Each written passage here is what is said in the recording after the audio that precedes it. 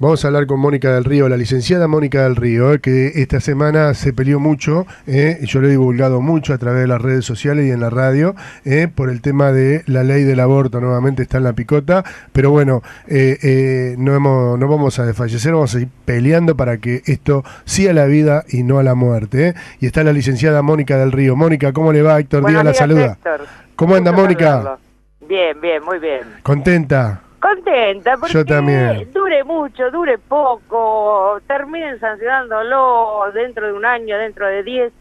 Esto es un triunfo, y cuando se triunfa hay que celebrarlo. Hay que celebrarlo, claro que sí. Sí. Así que, bueno, fracasó aborto en comisión. Se le acusa a Patricia Bullrich de haber hecho una maniobra. Yo entiendo que no ha sido así. O sea, ¿qué hizo la presidenta de la Comisión de Legislación Penal? Convocó a la comisión, como hace siempre, con varios temas. En particular había 3 esta semana. Uno tenía que ver con la seguridad, con el narcotráfico, el tercero el aborto. Se convocó a las 3 de la tarde. Por supuesto que los otros temas no tenían público, entonces se reunía la comisión en una sala habitual y después hubo que cambiar el salón para poder dar cabida al público, que de todos modos era controlado, dado del otro cuánta gente entraba, con una rigurosa lista de ingresos, bueno. Pero hubo que cambiar el salón. Pero era un mismo temario. Entonces, ¿qué pasó? Había diputados que le decían a Bullrich en la reunión sobre aborto, no, el quórum se mide acá.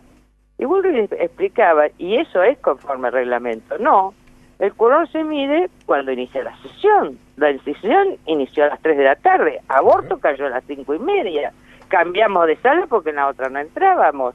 Esa fue la discusión. Esto lo aclaro porque hay muchos medios de comunicación que hoy están diciendo que hubo una maniobra de Patricia Bullrich, pero en realidad Bullrich, en este caso, tengo que reconocerlo, se atuvo a reglamento. El quórum se midió a las 3 de la tarde, incluso Bullrich manifestó en comisión, yo lo siento, yo di quórum. Éramos 9 de los 11 que necesitábamos para el quórum. No podía ir por los despachos a hacerlo bajar. Bueno, así fue que ya el tratamiento de aborto comenzó sin quórum, a las 5:30, pero sin quórum, con lo cual lo único que se hizo fue discursos de un lado y del otro. Había diputados del Frente para la Victoria muy virulentos, yo los tenía justo al lado, no sé si por eso me quedaron, porque en general nos habían separado, providas de un lado, abortistas del otro, como en las canchas de fútbol, así con cuidado a la salida. Bueno, nosotros fuimos de todas maneras normales, educados, como somos siempre, pero está bien, porque eso hace a la seguridad.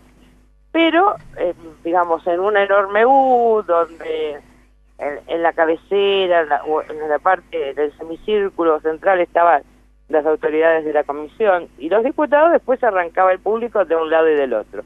Yo era la primera del público, o sea, estaba justo al lado de los diputados y me tocó en particular estar al lado de diputados del Frente para la Victoria, específicamente diputados de la Cámpora, y fueron bastante agresivos con nosotros.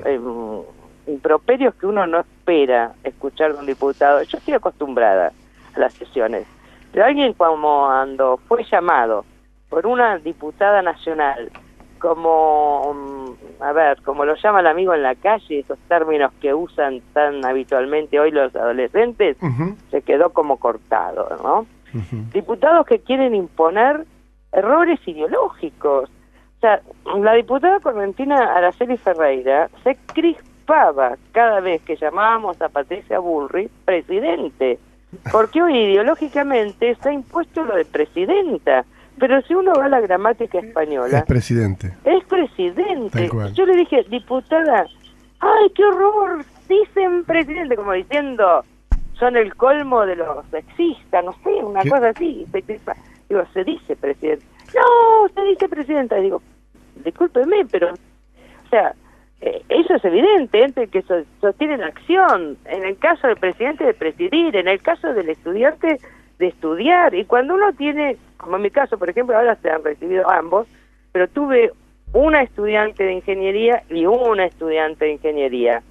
Tenía un estudiante de uno de un sexo, otro del otro, y ambos eran estudiantes de ingeniería. No tenía una estudianta y un estudiante, claro.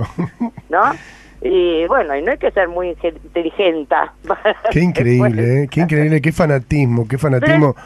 Por una persona, ¿no? Por una diputada nacional, Araceli Ferreira de Corrientes. Ahora, el hecho no es que, bueno, abrazás el error por una cuestión ideológica, porque querés que las cosas terminen yo en el boletín decía incluso esto, ¿no? Bueno, entonces a Felipe Solá le teníamos que decir que es el presidente de familia, pero al margen del error, está el hecho de querer imponerlo. O sea, le tienen que decir presidenta, nos decía. Y uno se negaba a ese error, ¿no? Pero le tienen que decir presidenta.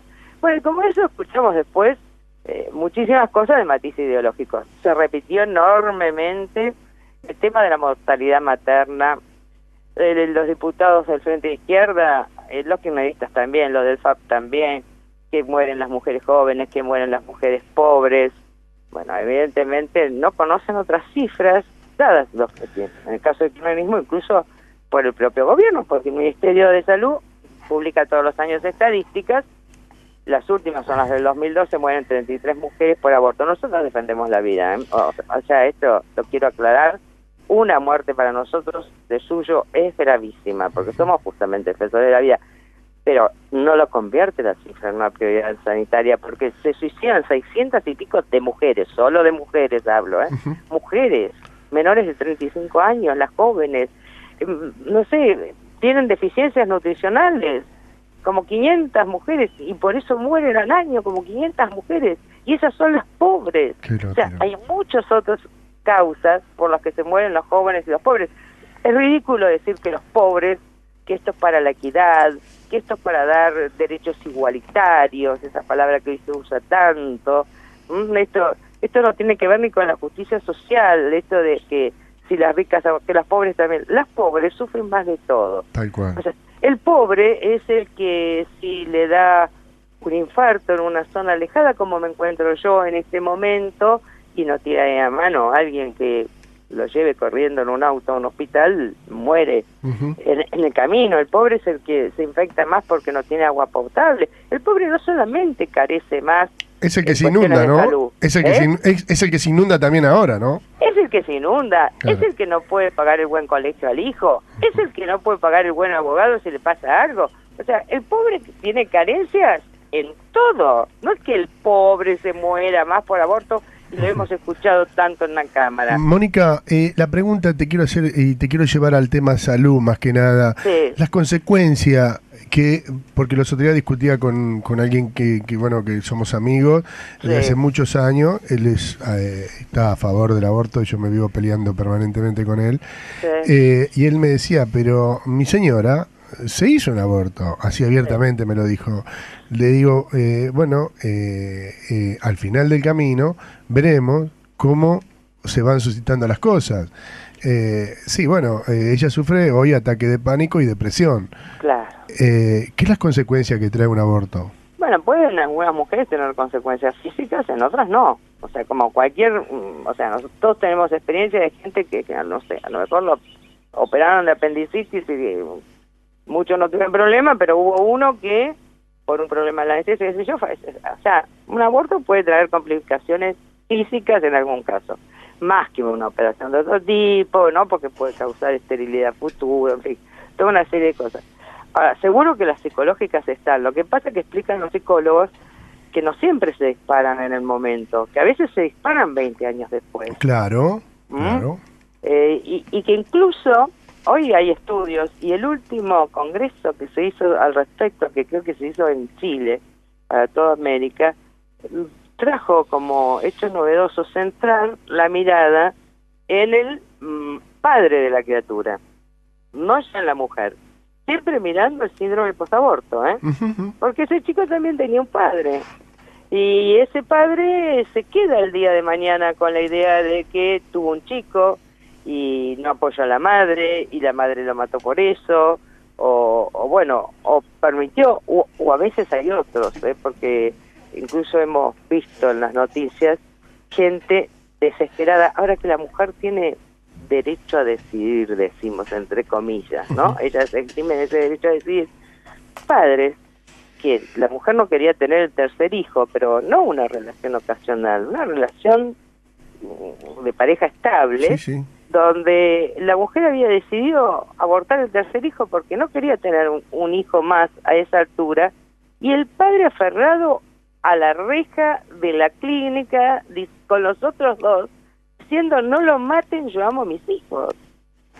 Esas situaciones se dan hoy porque se ningunea al hombre. O sea, parece que la mujer lo hubiera engendrado sola. Claro. Entonces, hoy no es solamente la mujer la que sufre el síndrome postaborto. Sí, la mujer lo sufre en mayor medida, pero también hay muchos hombres que hoy están sufriendo eso, ¿eh? Ojo. Licenciada, estoy con Daniel acá, que también está leyendo algo detenidamente y quiere preguntarle, a ver. Sí, estaba leyendo algo sobre el CEDAW. Ajá. Es la primera vez que lo leo, el aborto global. Y bueno, estaba viendo que es una convención internacional, Sí. en la cual fue ratificada o firmada por la Argentina hace 5 años, que debe ser, por suerte, aprobada por el Parlamento. Es decir, veo un montón de puntos, la verdad que desconocidos.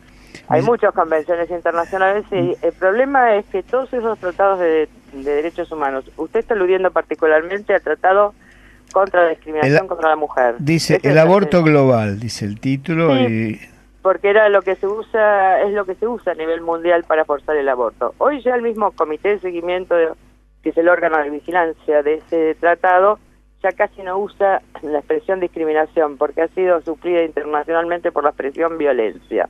Entonces, ¿cómo se impone el aborto? Bueno, habría que conocer las recomendaciones del comité de la CEDAW que se menciona. O sea, todos los tratados de derechos humanos de Naciones Unidas, como es ese, tienen un órgano de vigilancia. Es un comité de seguimiento. Es el comité que tendría que velar porque en los países firmantes, ¿sí?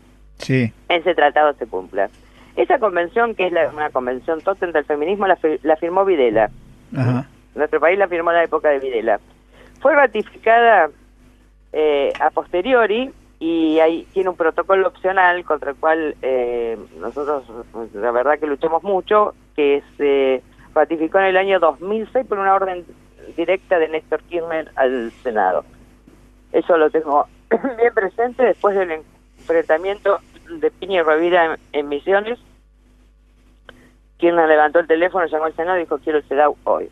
Así funciona la Cámara, aunque le sorprenda. Así nomás, así de un saque. saque. A mí me llama la atención, Mónica, estabas charlando al principio con Cacho, sí. Me llama la atención que hay un grupo de legisladores del Frente para la Victoria que evidentemente son, lo que entendí, ¿no? Que son abortivos. Todos. No todos, en general, ojo, no todos, ¿no? Ojo. No. Mira, la que... Red Federal de Familias tiene un proyecto que tramita en la Cámara de Diputados, Ajá. que es la alternativa al aborto porque propone soluciones concretas para la madre y el hijo, garantiza derechos humanos para ambos, asistencia a la mujer en riesgo, que eso es lo que hay que hacer. Una pobre mujer que llega a la situación de un aborto es una mujer que está desesperada, Seguro. que está pidiendo ayuda, que no le necesita que le tiendan una mano, que le solucionen el problema, no que se la saquen de encima matándole al hijo. Seguro. Entonces, la Red Federal elaboró una propuesta en ese sentido. Y ese proyecto de la Red Federal, que firman diputados de los diferentes bloques, porque está firmado, por ejemplo, por Federico Pinedo, que es presidente del PRO, por Graciela Camaño, que es una figura dentro del Frente Renovador, está encabezado por un kirchnerista. Lo encabeza el sanjuanino Daniel Tomás. Ah, bueno. Es bueno saberlo. Es kirchnerista, Tomás ha sido provida, Tomás siempre, Tomás ha presentado disidencia en todo su partido. Yo lamenté enormemente cuando cayó el helicóptero, ¿no? Bueno, lo hubiera lamentado cualquiera sea la persona, pero bueno, cuando cayó el helicóptero donde iba Gioja, estaba Tomás, que todavía está haciendo rehabilitación, ¿no? Es un hombre muy afín a nuestra causa, y estaba también una señora diputada del Frente para la Victoria, como era Margarita Ferra de Bartol, que había sido ministra de Educación en la provincia, y tenía convicciones pro vida y pro familia muy firmes. Ella pereció en el accidente. O sea, estos son temas transversales, así como nombramos estaba el otro día Pietra Gala, Diana Conti, Araceli Ferreira, del Frente para la Victoria, por supuesto una Juliana Di Tulio militante feminista, también se da lo otro. Esto es un tema transversal. Nosotros tenemos diputados pro vida, a lo mejor, o senadores pro vida, por darle un ejemplo. La senadora de Tucumán, la radical Elías de Pérez, es pro vida. Una senadora por Tucumán. ¿Y la de San Luis? Liliana Negre también, ¿no? Por ejemplo. Pero yo iba a darle un ejemplo, por ejemplo, para que vea el tema de los bloques. Ella es radical. Si usted toma un radical, senador radical de Corrientes, que es Nito Artaza, bueno, se acabó. Ni pro vida, ni pro familia. Nada. Al contrario, pro gay, pro aborto. O sea, lo que voy es que no es... Yo menciono al Frente para la Victoria porque el otro día se vio que en el salón justo al lado mío tenía el Frente para la Victoria, muy mal enquistado. Y bueno, tuvimos esos roces porque, bueno, nos agredían hasta en el lenguaje. En el lenguaje que no era sobre ella, le digo, lo que lo horrorizaba Ferreira era que dijéramos a Bullrich presidente. Pero los menciono por eso, pero ojo porque estos temas son transversales. Lo que me llamó la atención es eso, además de que, bueno, políticamente sabemos que los que participan del Frente de la Victoria son muy verticalistas y no creo que hoy la presidenta esté a favor del aborto. ¿Cristina cambió, Mónica? No, por lo menos no lo ha expuesto públicamente. O sea, ella mantiene públicamente su postura. Estos días se reiteraba lo mismo, que Néstor era abortista, que Máximo es abortista, pero que la presidenta está en contra del aborto. De hecho, o sea, yo no soy kirchnerista ni lo quiero ser, ¿no? Pero trato de ser objetiva, como lo que le planteé recién, la transversalidad. Trato de ser objetiva. Cuando esto derrapó, la única vez que se hizo el intento, que fue allá por el 1 de noviembre de 2011, cuando el cordobés Juan Carlos Vega de la coalición cívica era el presidente de penal, se hizo un intento también de tratar aborto en comisión, donde muchos creyeron que había obtenido despacho porque Victoria Donda después hizo, que un festejo para los medios. Bueno, no bajó, eso no funcionó porque no bajó por orden de la presidencia el Frente para la Victoria. Esta vez se quedó sin quórum porque el Frente para la Victoria, UNEN es abortista, todos, ¿no? Casi. Y en UNEN tiene, y algunos más que otros. También, por ejemplo, un militante abortista con una postura muy particular, incluso su nombre sonaba para la corte y daba cierto esfuerzo, es dentro del radicalismo Gil Lavedra. Ricardo Gil Lavedra tiene una postura no solamente abortista, sino una concepción del desarrollo de la personalidad muy particular, donde la personalidad es progresiva, o sea, no existe en el momento de la concepción y va siendo progresiva y no siquiera la llega a definir cuándo. No se sabe siquiera si en el momento del nacimiento ya alcanzó la personalidad. Tiene unas teorías muy particulares y él es decididamente abortista, ¿no? Bueno, eso entre los radicales, otros también. O sea, Morales es abortista, Sanz es abortista. ¿Morales Solá? Morales Solá no, Felipe Solá. Felipe Solá ha dicho respecto a este proyecto de la campaña que no lo suscribe, digamos, no es un militante, pero ha dicho que ya aclaró que lo votaba a favor. Ya dijo que lo votaba a favor Solá. Así que en cuanto tenemos una entrevista pendiente, así que de acá lo vamos a atender. Bueno, sí, este proyecto, él dijo que él no es de los firmantes, pero dijo que si llega al pleno, si llega al recinto, lo vota a favor. Mónica, como siempre predispuesta a charlar y a informarnos a toda audiencia de Radio María, así que un beso grande, Mónica, Dios te bendiga. No, gracias a ustedes por el llamado, hasta siempre. Dios te bendiga, Mónica. Hemos hablado con la licenciada Mónica del Río, Hay que celebrarlo, claro que sí. Sí. Así que, bueno, fracasó aborto en comisión. Se le acusa a Patricia Bullrich de haber hecho una maniobra, yo entiendo que no ha sido así. O sea, ¿qué hizo la presidenta de la Comisión de Legislación Penal?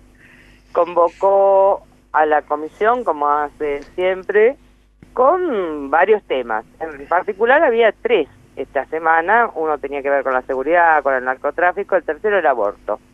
Se convocó a las 3 de la tarde. Por supuesto que los otros temas no tenían público, entonces se reunía la comisión en una sala habitual y después hubo que cambiar. Yo los tenía justo al lado, no sé si por eso me quedaron, porque en general nos habían separado, providas de un lado, abortistas del otro, como en las canchas de fútbol, así con cuidado a la salida. Bueno, nosotros fuimos de todas maneras normales, educados, como somos siempre, pero está bien, porque eso hace a la seguridad. Pero, digamos, en una enorme U, donde en la cabecera, en la parte del semicírculo central estaban las autoridades de la comisión y los diputados, después arrancaba el público de un lado y del otro. Yo era la primera del público, o sea, estaba justo al lado. Muchos medios de comunicación que hoy están diciendo que hubo una maniobra de Patricia Bullrich, pero en realidad Bullrich, en este caso, tengo que reconocerlo, se atuvo a reglamento. El quórum se midió a las 3 de la tarde, incluso Bullrich manifestó en comisión, yo lo siento, yo di quórum. Éramos 9 de los 11 que necesitábamos para el quórum, no podía ir por los despachos a hacerlos bajar. Bueno, así fue que ya el tratamiento de aborto comenzó sin quórum, a las 5:30, pero sin quórum, con lo cual lo único que se hizo fue discursos de un lado y del otro. Había diputados del Frente para la Victoria muy virulentos. Vamos a hablar con Mónica del Río, la licenciada Mónica del Río, que esta semana se peleó mucho, yo lo he divulgado mucho a través de las redes sociales y en la radio, por el tema de la ley del aborto. Nuevamente está en la picota, pero bueno, no vamos a desfallecer, vamos a ir peleando para que esto sí a la vida y no a la muerte. Y está la licenciada Mónica del Río. Mónica, ¿cómo le va? Héctor Díaz la saluda. Héctor. ¿Cómo anda, Mónica? Bien, muy bien. ¿Contenta? Contenta, porque yo también. Dure mucho, dure poco, terminen sancionándolo dentro de un año, dentro de 10. Esto es un triunfo, y cuando se triunfa hay que celebrar el salón para poder dar cabida al público, que de todos modos era controlado, de un lado y del otro cuánta gente entraba, con una rigurosa lista de ingresos, pero hubo que cambiar el salón. Pero era un mismo temario. Entonces, ¿qué pasó? Había diputados que le decían a Bullrich, en la reunión sobre aborto, no, el quórum se mide acá.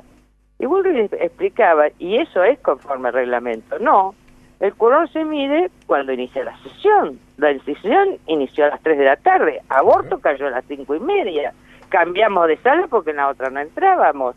Esa fue la discusión. Esto lo aclaro porque hay muchos